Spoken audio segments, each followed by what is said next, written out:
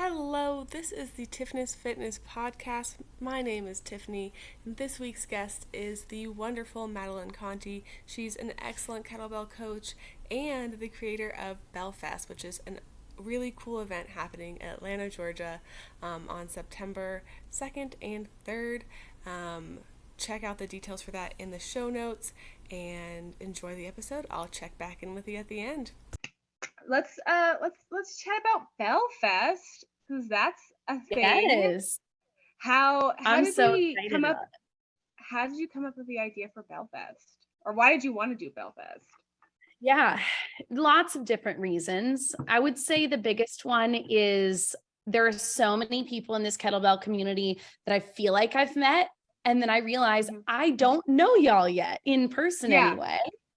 So we've connected on social over the last few years. I kind of got deeper into the kettlebell community during COVID.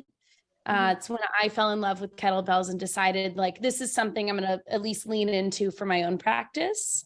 And then I just realized how amazing the group of people are that work with bells and also how many different practices of the bell there are. So out of all of that came confusion and not being sure which way to go for myself. And I know that that probably resonates with a lot of people who are new to working with kettlebells or feel like they've gotten stuck in one way and have never explored anything else. So it's like, well, I happen to know 30 incredible coaches off the top of my head who all work with the bell very differently. We might as well all come together, put on a festival, teach our classes over the course of 2 days and give just kind of a sampling of what we do.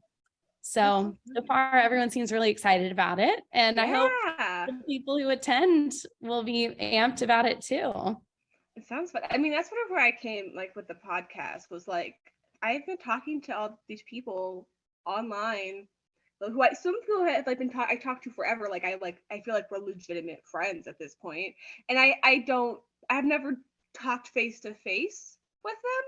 And it's like, you know what, like I should do that. And I had done it a little bit when I was doing the Kettlebell Collective podcast, and then I stopped. And then I had people ask me like if I was going to bring it back, and I was like, that's hilarious that you like listened to it like enough that you wanted more. That's really cool. But like maybe not, we'll see. And then I was talking to like Brian, and he was like BTK Bells, and he was like you really need like a podcast for like kettlebell people and like all this unconventional stuff. And I was like, shit, that's me. So here we are. And also I had other stuff I didn't want to do. I was like doing my actual job, and I was like, you know, I could just like text all the people that I want to have on my podcast right now, and then I can start that instead of doing my job. Exactly.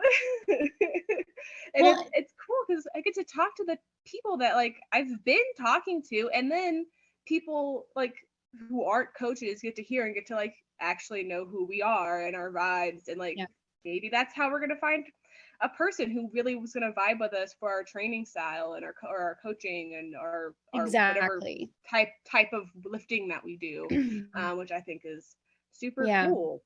It gives meaning to all of the social connections we've made through social media. And I think that's something that I've been thinking about a lot recently. I haven't been posting as much because I'm like, I am so busy with building my app and getting this festival together and in-person connections. And I realized, don't feel bad about not using social media so much. All of this came from that. So it's really like it should be the vehicle for bringing it into your real life, making it a business, making it friendships, bringing people together, community building. I mean, actual real life community building. So that's really how I'm seeing this festival too, is like, we were already doing this on our phones. So we might as well all gather in the same place and continue it. Even just having my calls with the coaches, I was like, instant 30 new friends. Yeah. So that's what I'm doing. I was like, oh my gosh, we're friends now. This is great.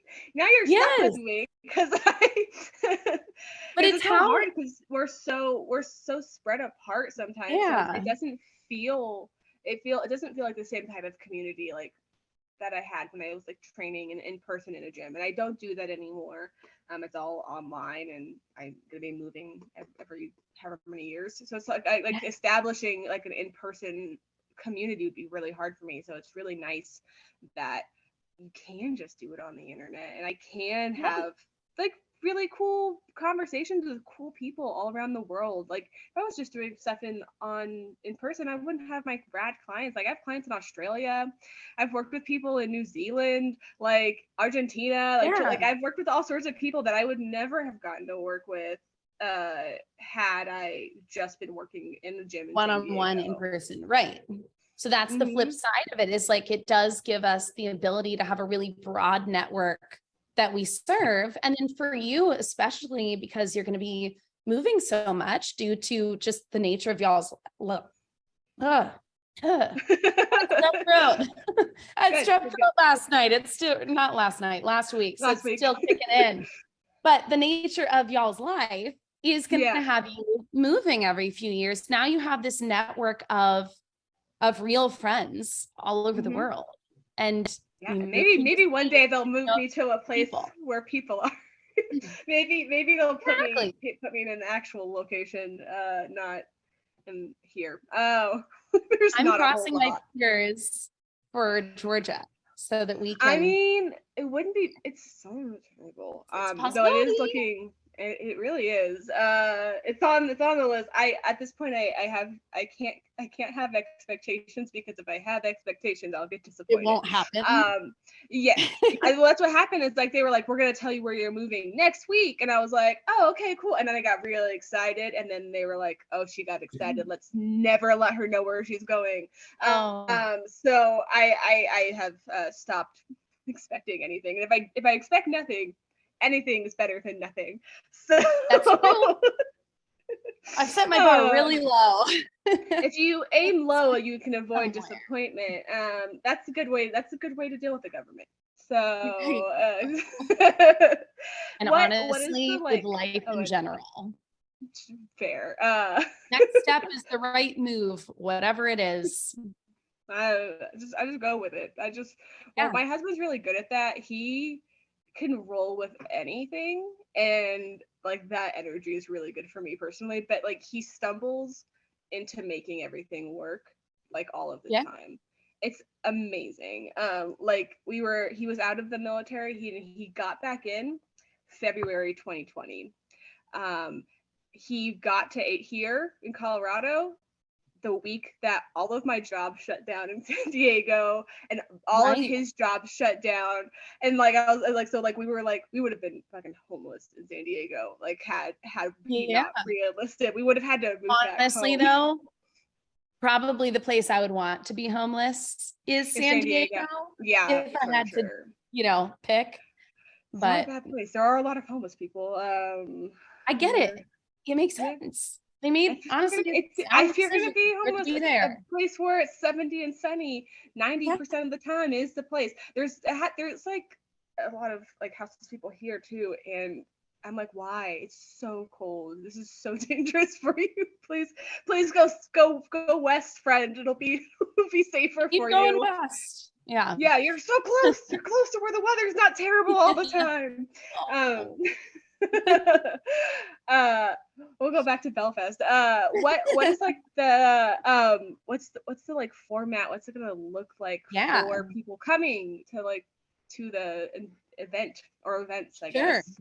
So the format kind of feeds into the mission of it. So the mission being to bring all different practices of the bell together under one roof, have everyone be able to get kind of a sampling of all of those different types of training, but still give them the option to choose, like, what do you want to do? So when someone signs up for the event, they can select 8 sessions to be in. So 8 out of the 30 for the weekend. So there's going to be a lot to choose from. The class sizes are going to be capped at 60 people. So that's why I'm limiting it to 8 sessions per person, but also 8 classes a lot of in sessions. 2 days. You're not gonna want to do more than that anyway. You don't want to do that. Like no. wasted I wouldn't sign want to. I wouldn't want to do that many. No. I would be exhausted.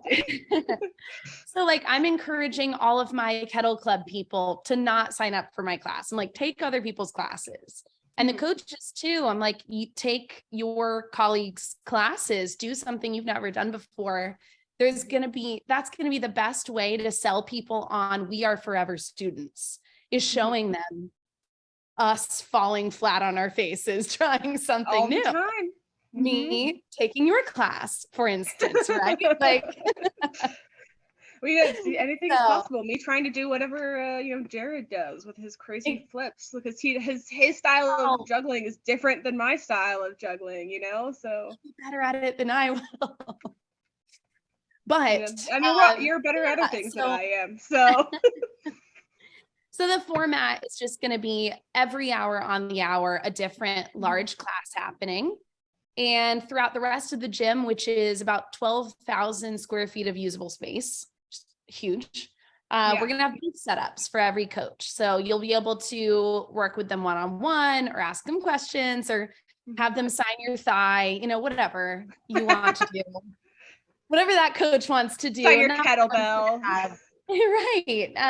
So it's going to be just kind of a unique offering from coach to coach, but it'll at least serve as their home base so that you can kind of get to know where they are, go find them. If you have a question like, oh, I took your class earlier, but I was having trouble with this thing. So it really ends up being like a pretty educationally intensive weekend too. It's whatever you want it to be. It could just be social time and you just chat with your buddies, or you end up, soaking up all this information. I have a feeling most are going to go that route.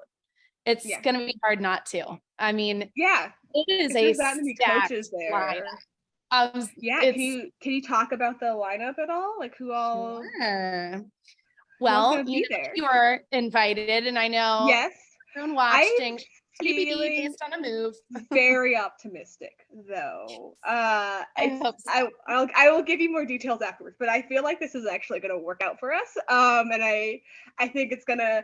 I won't say 100% because the Army is known to fuck with me, but I am cautiously optimistic that it's actually actually really going to happen. Everyone watching, send good energy her way.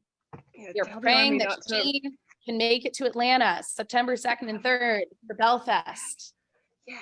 But in terms of the lineup, I mean, I feel like it's everyone you can think of. It was really actually hard to limit it to 30. And, I hate that it breaks my heart that there might be people who aren't teaching a class at this festival that would want to, but I will say this, it's also my first stab at this. It's an experiment. And so what I did was undertaking, to set up an entire 2-day festival is what it's a lot. I thought I was crazy for being I want to do my taxes, I'm gonna start a podcast, and you're I don't want to do it with my app, I'm gonna start an entire kettlebell festival. So no, you know what it was? I'm getting to that point in the app development where I can kind of not sit back, definitely not sit back and relax, but I feel like I have my job down and it's coming more easily to me. So I was what am I going to take on next? Yeah. Because a girl needs a little stress in her life to keep her motivated. Might I suggest marrying somebody in the military, and then you can exist in chaos all of the time. Well, and they're always ready to marry somebody. They don't want to live in the barracks. That's I'm going to the wedding of my Army Ranger cousin this weekend, so you never know. And there's a base really close to you. They're dumb. They'll spend their money on you. Can I get to be a stay-at-home mommy? No, I'm all of my neighbors. To be quite honest, I would go insane. I have to That's always why I'm doing this. exactly. It's like, what else? What can I I do to take up my time? So yeah. So in terms of the lineup, number one person that I put on this list is the guy who introduced me to kettlebells first. And made me just realize like this is a path I want to take in terms of like learning this piece of equipment and how to use it. Yeah. So Mr. Drew Miller, love him so much. He's been wanting to come down to Atlanta for a while anyway. So this is like a perfect opportunity. You made it happen. Yeah. Yeah. And then let's see, maybe I'll say it by like city. Let's see if I can do that off the top of my head. So out of New York, we've got Mr. Colin Daring. Woo! Oh, really? That's so fun. That's gonna be great. Yes. We got Wes Beans coming down. We've got Tom Cooley. I know, I'm like New York. There will probably be more on this list from New York as I get to it, but jumping over to Arizona, Eric Spector will be there. Should I call everyone by their Instagram names? Maybe I should. I'll probably Eric does kettlebell. We'll link everything too, so everyone can make the connections, because this is also part of the podcast, is I'm actually learning what everyone's real name is. I love that. Because everyone is that. I officially have their full name in front of me. Yeah, that's sometimes people put their have a random thing as their username, and I'm like, I don't know who this person is. I don't know. Right. I don't know your name. Of an Instagram name that isn't his name, Mr. Icebox Kettlebell, Peter Neiman. He'll be there. Yeah. Colleen, and by the way, sweetest woman in the world. I told you to reach out to her. Colleen, if you're watching this, I was blown away she stopped me midway through our call. She was like, thank you so much for considering me for this. Like, it really touches me. I was like, don't make me cry. Cry. Yeah. She's the sweetest. Yeah, absolutely. I told you not to be scared. I was like, no, Colleen's not out of anyone. No, she's an absolute sweetheart. Yeah. Amazing. Yeah. Back to New York. Amber and Wendell, the cutest couple alive. They'll be teaching a class together. So yes, that's gonna be a great class. I'm definitely gonna take theirs. Sean Pierce. I first knew him for his mace work, and then I started watching him juggle the bell, and I was like, wow, he'll be competing in Spain. I think it's in October, September. Yeah. So he's gonna be doing a lot of work. That's gonna be really cool. Yeah, that's set up by Carlos Kettlebell Malabar. Let's shout him out, because he does a lot of the competition style juggling, and he's so cool. He puts out really good stuff. And when I taught like a class like about juggling, like as an idea of juggling, and he was my person I went to for all of my like sport competition style juggling questions, because I don't know. My juggling is not competition style juggling. It's a whole separate set of rules than I'm going to follow. I don't want to follow rules. That's really cool, because I'm not in that world, I really don't know anything about it. So I do hope that the juggling people who are at the festival can kind of break that down. We're going to be having lunchtime panels both days. Yeah. So I want to talk about anything and everything, and specifically apply to working with the kettlebell and things that we're not necessarily going to like soak up during a class. So if you want to write that, well, I'm going to write it down, but as a topic of discussion, because I think people may not know that from the outside looking in, that they're within a sport, if you will. There are like lots of different subcategories of it.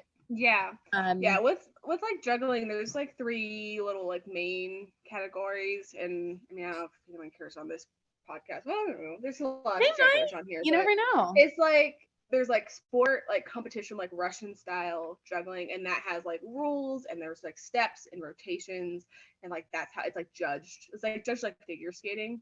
And then there's power juggling, which is like people flip, like Coffee Fitness Daniel, Brian, BTK Bells, who flip the stupid heavy bells for like a million flips, and then they catch them. That's power juggling. It's not flowy really. Sometimes it is with Daniel, but he's just an insanely strong person. And then there's like freestyle, which is what you'll see typically on Instagram. There's like, you know, Jared, Trainer, me, and Colin, all of them with their there's no rules. We can do whatever the heck we want. And that's what I need. I need a day of no rules. Everything else is a lot of rules. So I mean, not to pause the you know, reading of the list of the lineup, but I want to talk about kettlebell training being really fucking fun. Yeah. Because I was in the bodybuilding world first when I first started in fitness, and not to dog in the bodybuilding world. I mean, I loved it because it gave me something really hard to work toward. But along with that came essentially shaming myself if I didn't meet my exercise goal for the day, my calorie goal, or within that, my macros. And really toxic very quickly. It took years for me to unlock from that. And did you do like competitions and things, or you just? Yeah, I competed in bikini for 7 shows. I traveled for every single one. That part was probably the most fun part of the competition. I bet that's fun.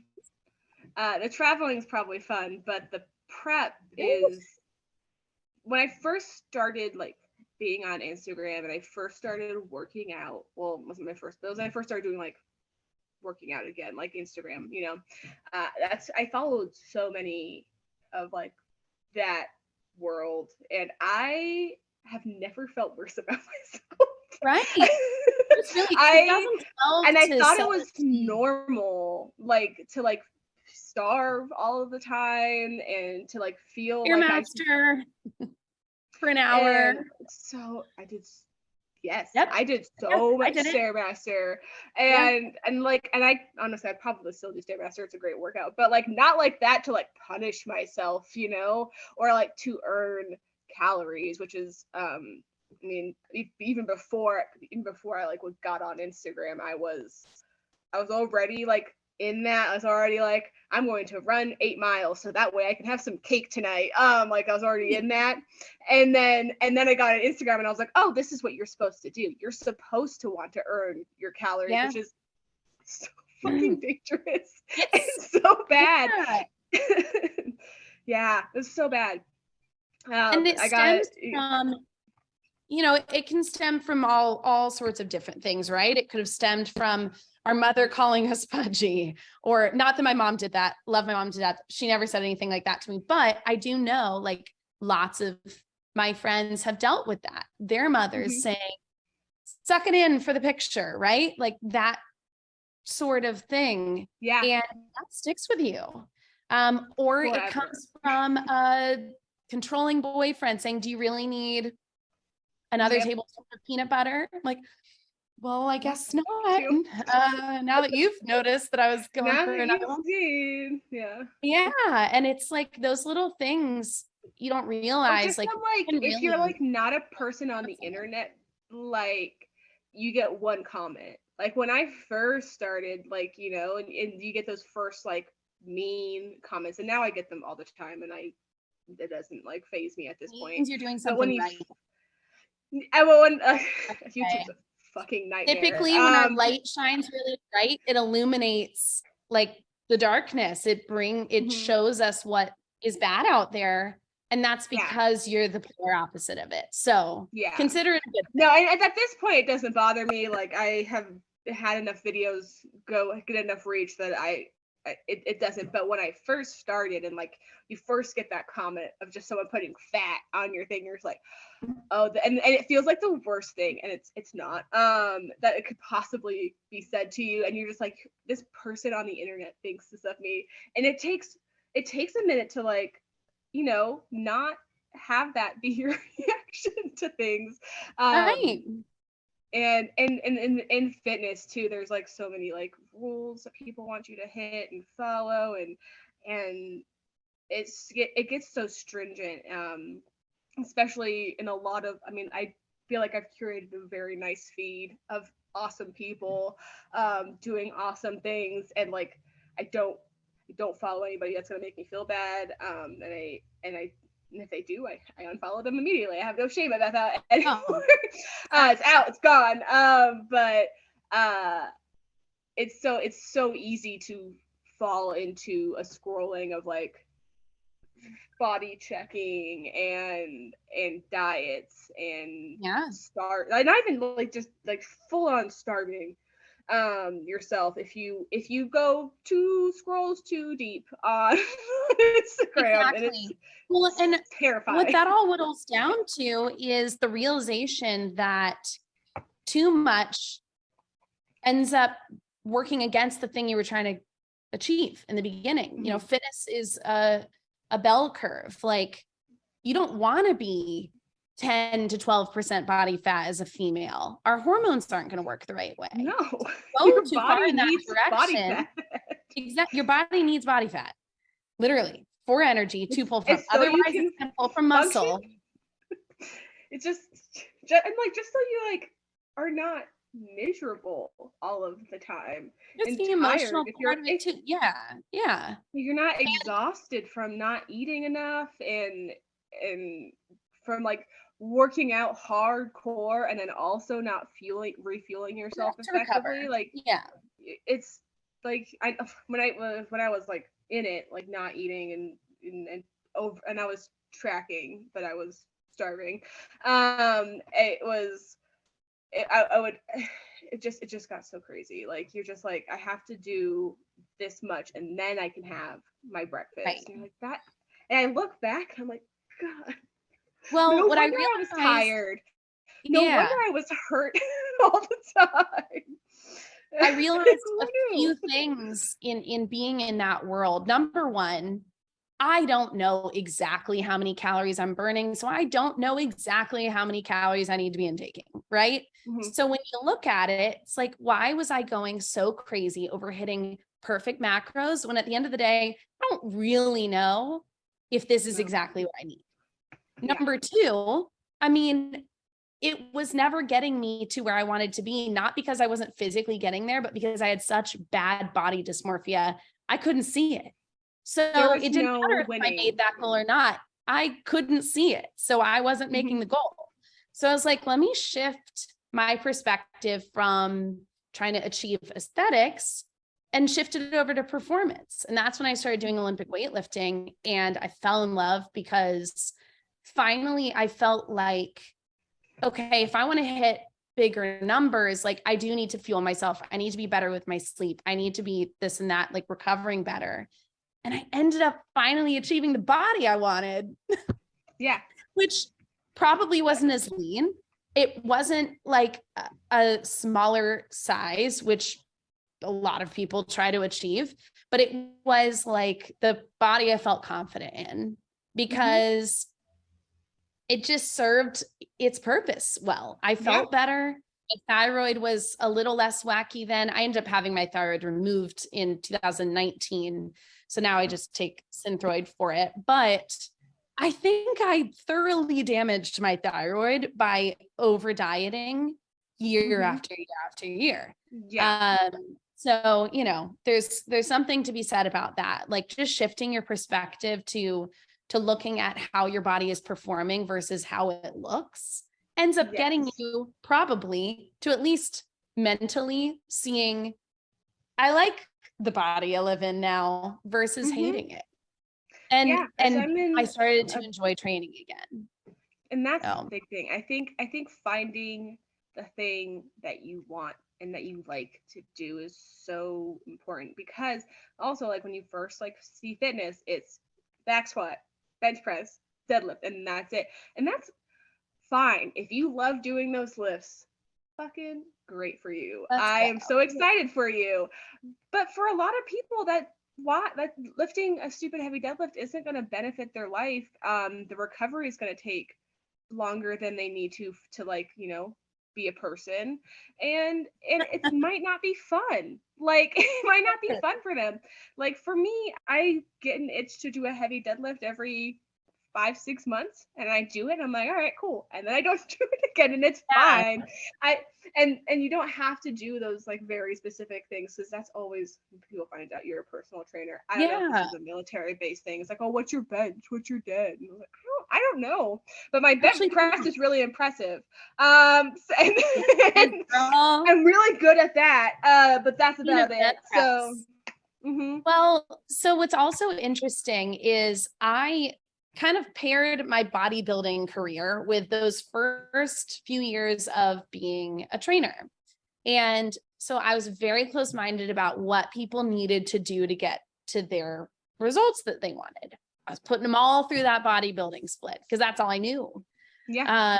Once I kind of broke myself of feeling like I had to do that split, and I started exploring Olympic weightlifting, powerlifting, and eventually kettlebells down the road, I realized, okay, I'm not necessarily going to be the perfect coach for this person if they don't want to do what I'm teaching them. Yeah. And I can't take that personally. Like I shouldn't. I should do everything I can to enable them to find what they love, because at the end of the day, that's what we're supposed to be doing as coaches, is just aiding them in getting better, in being their best version of themselves and finding that thing that they love that is movement. So I started turning away people. I'm like, you love boxing. I don't teach it. Oh, well, can you learn it? Cause I like training with you. No, like that's not going to be a thing I'm going to be good at. Yeah. I'm like, how about this? I will take you through your lifts 2 days a week. You go do that the other days. And people started trusting me as a coach more because I wasn't just trying to take everyone's money. So that's when I saw my success as a coach go up, because I was able to work with so many more people. And they were like, she's not going to make me train with her 5 days a week or make me think that I need to. Like at the end of the day, we can get it done in 1 or 2 days. Crazy. Yeah. So I've done. Yeah, I think that's like such a good thing to like know that when you first start as a trainer and you go to like a club gym or whatever, like they always are acting like you should know everything, and you don't. Especially when I was a club trainer at a gym, like I didn't know shit. I didn't know a thing, but I had to act like I did, and it makes it more stressful too, because then you're like, I don't actually know any of the things that they're asking me.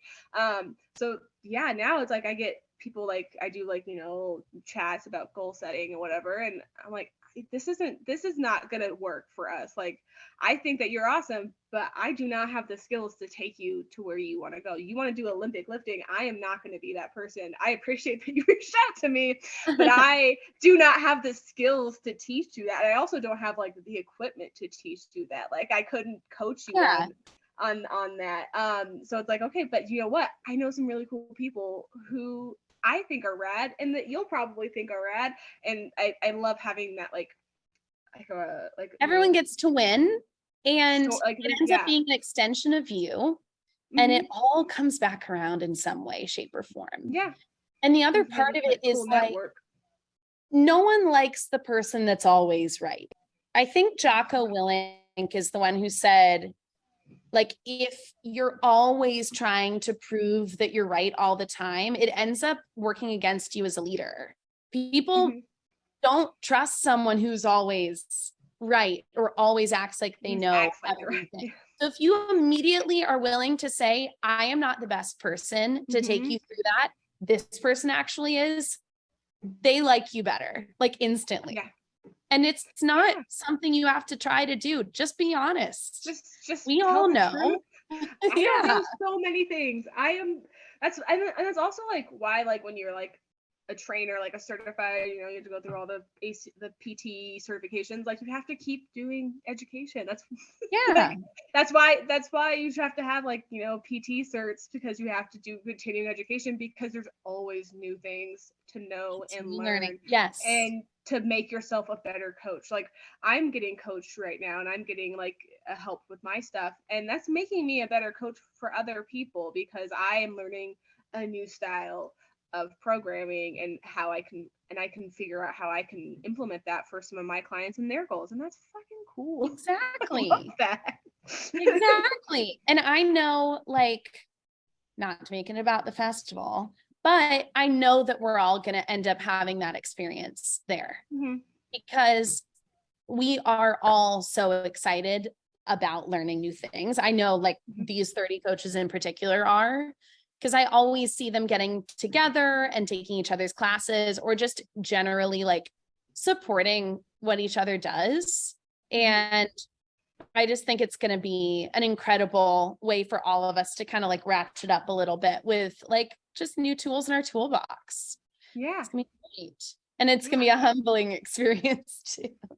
For me. I mean, I think getting humbled is good. It's great. Yeah. You gotta, you gotta know that you don't know, and yeah, I get humbled all the time. This week I had to do like bottoms up bent presses in my program. Aggressively humbling. I was really hoping to have a win on a Monday, and it was terrible. I was awful at it.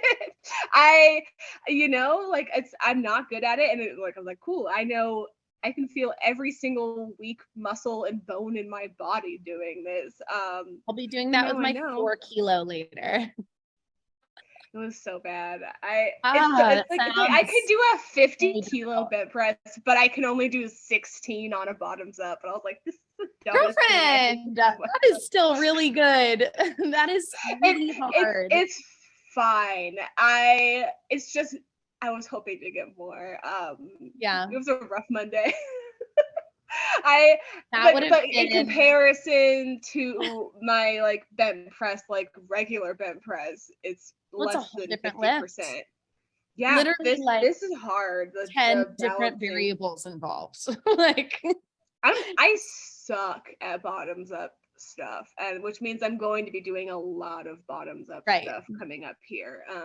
Unfortunately. So I'm very prepared to be aggressively humbled every week.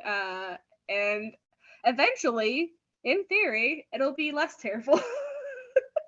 Or at least that's what I keep telling myself. Fun. It's like you get to fixate on learning a new thing all the time. And I tell you, sometimes I'm like, did I work out this week? And I look back at I'm like, oh, like twice a day. It just doesn't feel like it. Like it does, but it doesn't. It feels like exploration time, playtime. I just love it so much. And like when I see my weightlifting coach a couple mornings a week, same thing. I'm like, oh, I didn't work out today. Wait, totally did. I absolutely annihilated myself this morning. Like, and that's how it wasn't bad. It doesn't feel like a chore. It's something I really look forward to every day, sometimes twice a day, if I have the time. And everyone deserves to find that.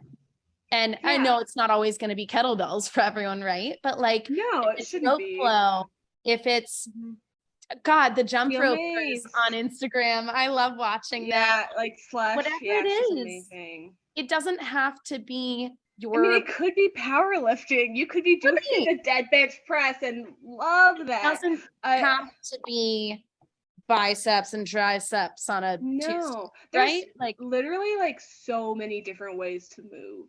There's going to be a thing for everyone if they're willing to put in the time.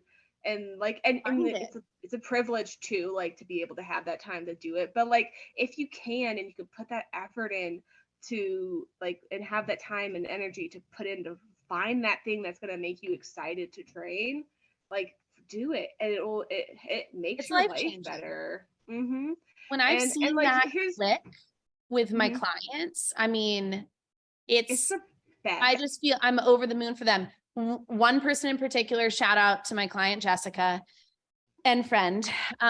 She was training with me for a few years while she was living in Atlanta. And then she moved back to Tampa. And when she moved to Tampa, she found a powerlifting gym and fell in love with it. And she is so good at it. And we just didn't know that she was so good at it. And it's just because we hadn't gotten there yet. Like, we were doing aspects of it, but we were also doing a lot of accessory pieces to her lifts. And I think more than anything, it was the community at that gym drew her in. And that's, again, why putting something like this festival together is so exciting, because it's actually probably the people that are the reason that I like working with kettlebells. I feel more confident in myself because of this style of training. Like, obviously people are always like, what are you doing? Like, this is so cool. Like, you know, if I'm just in a normal gym working with my bells, but just the fact that I used to have a really bad hip injury and my joints in general used to all hurt. But since working with the bell in the way that I do, I'm now seemingly cured. I mean, you don't have pain like that. I had a labral tear that was debilitating for years in my hip, and I couldn't sit longer than 10 minutes. Like, this would have been lights out painful. But the essentially loaded mobility and all the unilateral work that we do with bells, like, it just, that coupled with animal flow, and like very dedicated FRC work too, is a big component of it. But like actual physical therapy and like the but it hasn't happened again. And like, how did you get a tear like hip? that?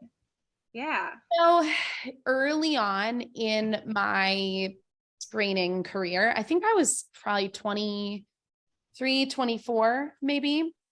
I'm 32 to give some perspective. I was falling in love with like lifting really heavy. So I was kind of I think I was probably midway through my bodybuilding days. So I was starting to realize I'm not super amped about doing like sets of 15 to 20. I love pulling for 2 though. But I was really loving is like awesome. I love a set of 3 for heavy love a lifts. good set of 3. 5 feels like cardio to me now. That's when I'm weightlifting. But so I was doing sumo deadlifts, and I just remember like I hit 265 and I was very excited about it. It was like my PR at the time, but I was really hurting after that day, and like that pain just kind of continued and never really went away. And I think, well, I know after having an MRI and X-ray on that hip, I have a bone spur on the femur head that just doesn't like super external rotation. I have great internal rotation. No more sumo. I don't pull sumo anymore. No. That's all. And my squat stance has changed a little too. I've found that a lower bar placement, feet slight, not narrow, but definitely not as turned out and wide, just outside of my chest is like perfect for me. I don't have pain anymore. So it's just ruling things out entirely is not the way to go. It's more so like there's a variation that will work for you. You just got to put in the work to kind of find it. And now or I love find someone who can help you find it too. Because like there's things that like, you know, I like that you wouldn't know, like I wouldn't know. Like if somebody comes to me and they're like, this is a thing that's an issue. I was like, well, why don't we try this? And like, I never even knew that was a thing. Like I didn't even know that was an option. You're like, here we go. Like we're gonna change your life today, man. Like we can fix it for you. And I mean, in that regard, like social media was really helpful for me because I was 24 years old. I remember being like where I was when this was happening. And that was kind of when social media was kind of lighting up with like lots of different trainers on there. And luckily I found those FRC people pretty early on. And I also got connected with a really great physical therapist in Atlanta. And I just like really dedicated a lot of time to working on very intentional range of motion work. And then I went to On It in 2017 and something clicked there. Shout out to Christian Placencia. He was at On It at the time, and he was just teaching me about kind of the practice of being durable and loading your mobility and going there every day. And like the more frequently you can visit those ranges of motion, like the more your body's going to remember it. And it just, I was like, this is so cool. That's his life's work. And he's able to like also lift really heavy because of it. So it's really like the fine motor skills that are the thing that make the big moves happen. So that's really something that I wanted to like loop into my kettlebell program. It's like, I want to hide it in there so that people are doing FRC work, just a touch of it, just enough to kind of introduce FRC being functional range conditioning, just for people who don't know what that is. Oh yes, true. Functional range conditioning. I feel like I should probably throw that in there. Yes. Although on YouTube, you can have it like pop up as a banner if you want to go right now. Bam, functional range conditioning. Shout out functional range conditioning. But I realized pretty much every movement can be applied to that thought process of like move intentionally everywhere you go. Then there's also room for like very explosive work and like not moving at a snail's pace. But if you can handle it, if you can increase that time under tension with fewer reps of a thing, it just, it takes care of your tissues. Like it just gets them ready for when you accidentally go there in sport and in life, you can handle it. So it's been life-changing for me. And seeing my clients like in my program kind of discover that without me outright saying, this is why we're doing this thing is cool. So I'm like, okay, they really are feeling the same thing. That's great. It's like that's always great when somebody is doing, because I have mobility work in like everyone's programs, and when they come back and they're like, it hurts like in this very specific spot, and you're like, that's right, that means you're doing it right, buddy. Is it suck right here and it sucks in this very specific angle? Perfect, you're doing a great job. That means you're killing it. Like, I don't like it. I'm like, oh, you find a sticky spot, stay there. Lean into it. Hold it. That shit. Learn to love it. That's a good thing that you found that. Like, yep, that's the angle. That's where you need to be. If that's the spot that feels sticky, that means that's where we should sit for a minute. Yeah. And it doesn't have to be. It's just really cool to see these people kind of like rehab their bodies with that kind of work. And I know that there are a couple people on this lineup that are going to be doing a lot of functional range conditioning work. Do you want to go back to who those people are? We wandered Peter off Neiman. the list. Peter Neiman in particular is going to be doing a lot of FRC work in his class. I don't want to quote anyone else on specifically doing that. I will have some in mind. Let's see who I'm missing here. So Jared Cardona, crazy trainer. Yes. We've got JT, Julian Turner, JT Zen, I think, on Instagram. He's in LA. Eric Spector was the one that we started talking about. Eric does kettlebell. Yeah, but using the Instagram handle to like describe someone. I need to look up his last name when he was on the podcast, because I was like, I don't know his last name. I think I only got it because I either lurked him online. I had to go lurk on his Amazon shop. Yeah, it was that, or like I saw it in one of his emails or something. I can't remember, but he'll be designing our t-shirt for the festival. So I'm very excited. I'm actually wearing his t-shirt right now. Yes. I wore it on my run today. I figured I was outside on my run, so I should wear my touch grass shirt. I That's so wish funny. I was wearing mine today because I have that same shirt. We could have been twinning. No, that would have been so funny. Dang it. That would have It's been had fun. to talk somewhere. Yeah, I just moved a week ago and it's been a a I'm lot. sure. You Yeah. know, yeah, the last time we were on our call, I was like, my laptop is sitting on my dog's crate because that is the only surface on That's this flat, floor so I don't have to that hold. I had Yep. no furniture in my house. It was so funny. Nice. Let's see who else. So Malcolm and Jason Boone, they are the brother duo that a lot of people have probably seen on Kettlebell King's page. Malcolm is in North Georgia. Jason is in Nashville. They're both former international basketball players. So I'm really excited to see what they do because we were just chatting about this the other day. I was like, I think y'all should really play up that part of your experience as athletes because at the end of the day, we all want to be able to move like athletes. And I think the kettlebell is such a great versatile tool to like be a good carryover into sport. So that's likely going to be a big part of their class. Speaking of that, Victor Osborne, he's down in Palm Beach. I love that I know where everyone's from now. This is like, it's really very impressive. I'm going to throw you for a loop whenever I move though. So I know. I'll have to suggest.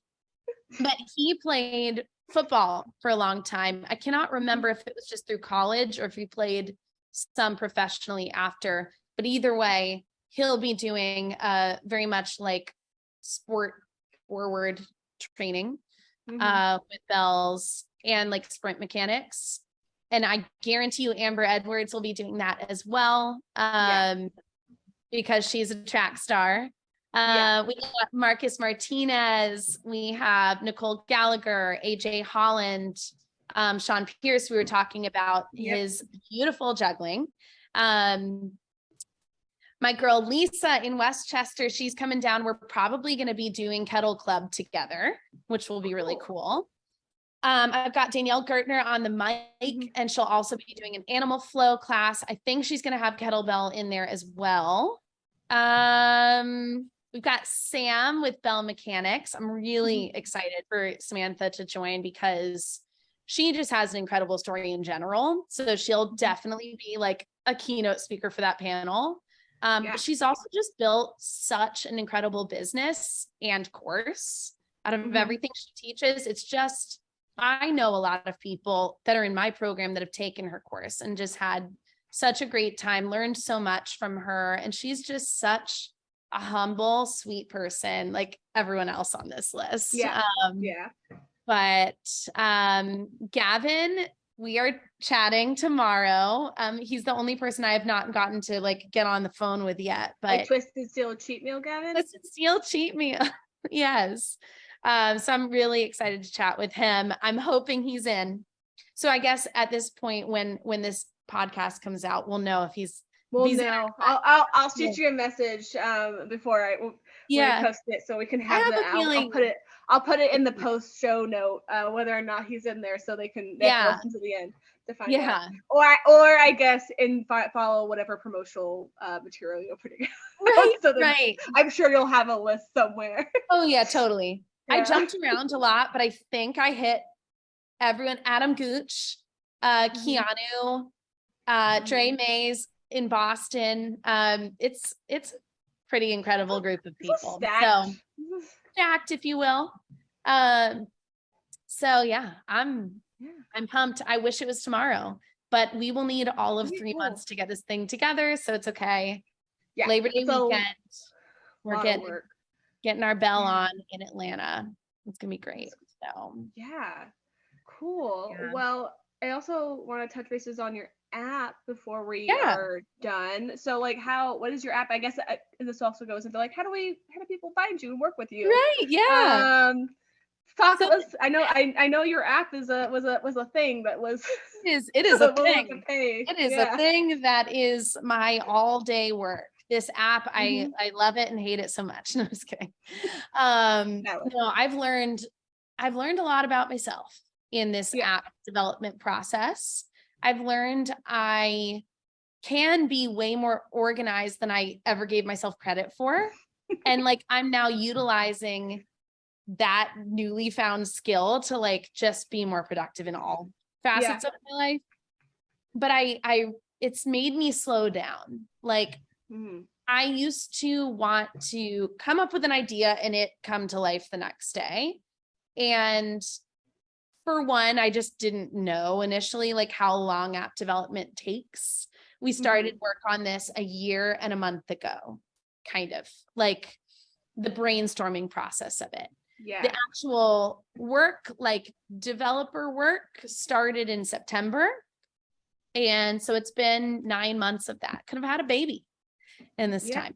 And I'm happy. You did. You made a and you I'm, had a, well, you yeah. had an app baby. That's technology way baby. better than a real baby. For now, I gotta pick for this chapter of my life, it's probably better. Baby is perfect. Yeah. So this baby is not cute some days though. You know, she breaks once in a while. Like any baby is. At least I can hear one of my those neighbor's babies so that wasn't overtly cute when she was born, but she functioned, right? Like perfect. She has 2 eyes and 10 fingers and toes, and like she works, but there are some days that she'll like kind of wig out on me, but it's getting a lot better day to day. We have a bunch of testers, if you will, in the app. They're my real subscribers. So I've got, a couple hundred people in there, like going through my program, having fun with it, giving us feedback when they have it. And we're adding new functions every day. However, this app is not just for me. The intention behind it was let's see how vague I can be here.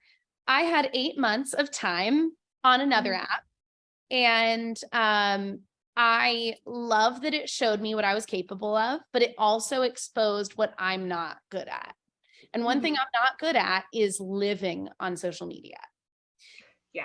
I like social media. I like that it is a vehicle for new friendships, for business, for anything. But I didn't want to make my entire being a social media influencer. And it felt like that's kind of what I needed to do to then make my program successful. And I was like, I think this can be done a little differently. And I think we can do it in a way. What was that? Oh, I said it's exhausting to do all of the things on social media. I've had to give myself some like boundaries. So I don't add no notifications, and like I turn it off at like a certain point in the night, and I don't use it at all at least once a week, and it makes it more doable. Totally. Well, and the other part of it is using social media less and having my own app doesn't necessarily yield more subscribers. However, we built the app in a way that a single program can be built. And if a new subscriber starts, they start from day one of it, go through the program, and they can continue looping through it. So as a coach, if you have a life event happen, a death in the family, a pregnancy, and you're sick for your first trimester, or you're traveling for the summer, or whatever it is, or you're moving, you can step away. Yeah, you can step away and like have your life happen, and social media and your subscribers don't have to be like a part of your daily life. It can be as much as you want it to be. You can put as many programs as you want on there, or it can be one program, and it can be 4 to 6 weeks long, and the people are taken care of. Like it will push them. This is your next workout up in the program. And when you get done with the program, it says, do you want to repeat it? Do you want to cycle through it again? And my encouragement to everyone is yes, like you should. You now know what to expect. Go through it again, push yourself harder. You're going to see how much better you are now the second time around. So what I have from my programs is a schedule of every 12 weeks releasing a new volume. And my programs are 6 weeks long. So if you started with me on day one of them existing, then it is perfectly synced up to go through that 6-week program twice. You can go right into volume 2 and then volume 3 and so on and so forth. So, yeah. So my job right now, is besides like coming up with the ideas for what the app will be, onboarding coaches. So having calls like this with them and walking them through the process, like doing the idea part with them. And then once we decide like, okay, cool, that's a great name. This is a great concept. It'll be this and that. I kind of walk them through what it's like to build a shot list and to pull that shot list from your program. A lot of coaches out there have never filmed themselves for a program. So, it's kind of required me to like step back to where I was maybe 5 or 6 years ago before I started like really leaning into the social media part and like doing more of my presence online.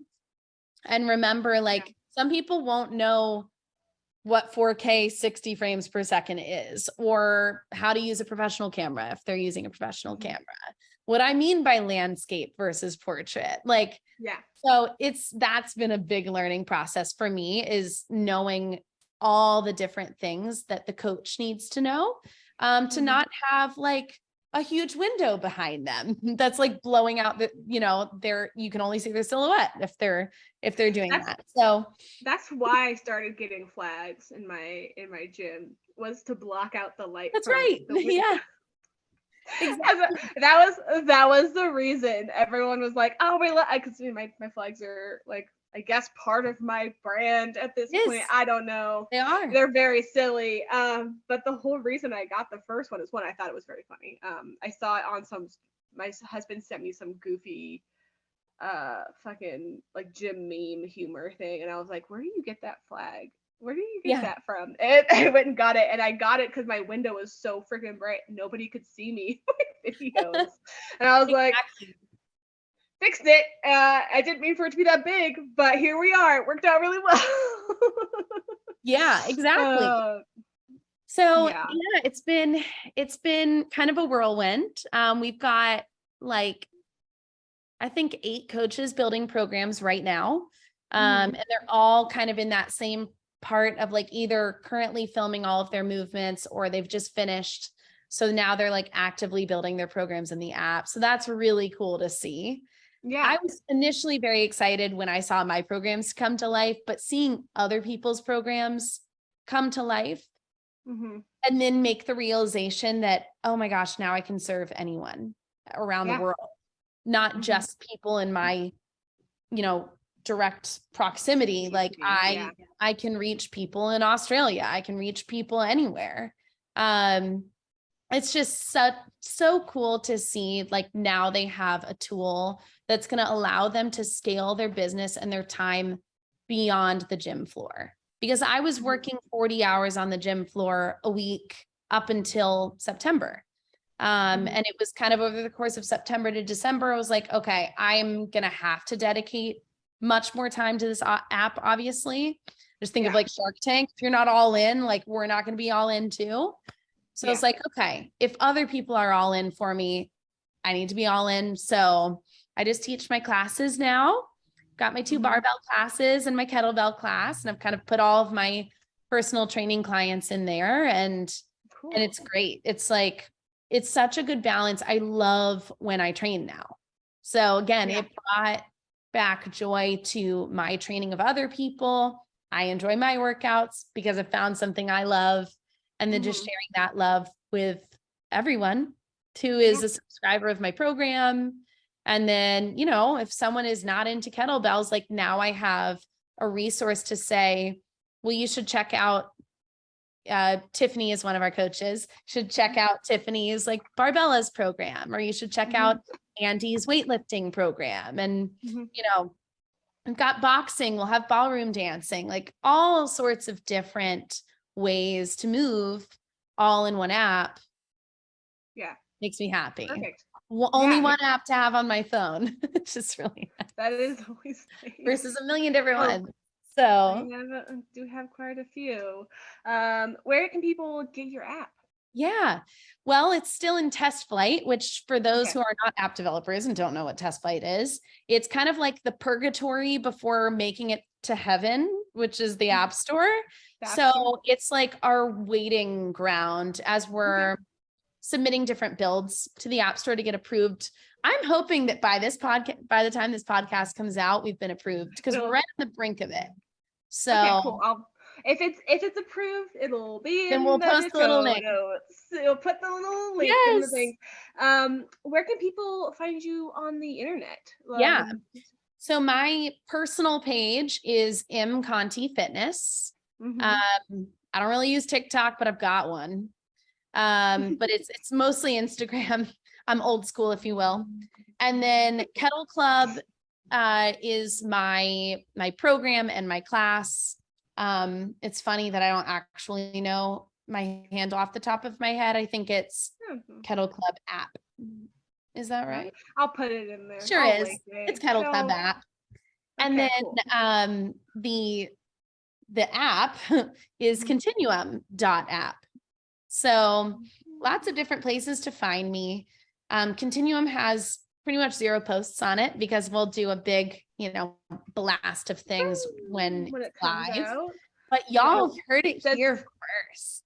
Yeah. Does Bellfest have its own page? Yes. But let's say TBD on what that handle is on this call because I want to make sure that it'll be linked. I'll put it in the post show because by the time that this is out, the whole thing will be out. Exactly. So we'll have it all linked. And I think that's all. I don't want to take up too much more time of your day. So thank you. Oh, we could talk forever. We could talk forever. It's so much fun. This is the problem. I was like, man, I would like to just do this. I want to just be a podcaster. This is way more fun than anything else. Hey, why don't you? Who says you can't?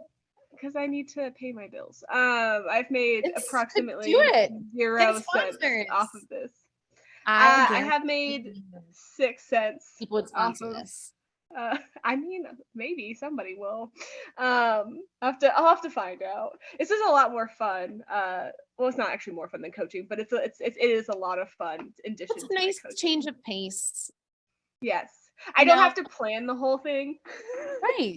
This was all, shooting from the hip. This was all. Yeah, I basically just am like, okay, these are the general topics, and then we just sort of. I love it. And it's fun. You did and great. I get to talk to people. Thank you. So thanks so much for coming on. Thanks so much for listening, and we'll chat later. Yes. And that was my episode with Madeline. I hope you enjoyed listening as much as we enjoyed chatting. For Bellfest, I know that there's been a couple of lineup changes since we chatted, but you can see all the details on the website. That's going to be the best way to be up to date on all the information. Gavin at Twisted Steel Cheat Meal is coming though, because I know we teased that in the episode. We didn't know at that moment. The website is just through Somble, and I'll have that linked in the show notes, as well as the Instagram, which is at bellfestfam. Madeline's Instagram is at mcontifitness, and her new app is at continuum.app. It hasn't got to drop yet because she's been, doing the whole Bellfest thing, but I think it will be dropping very soon if you're interested in that. And if you want to come lift with me in Georgia, I would love to see y'all there. And like I said, all of those details are linked in the show notes, and I'll see you next time.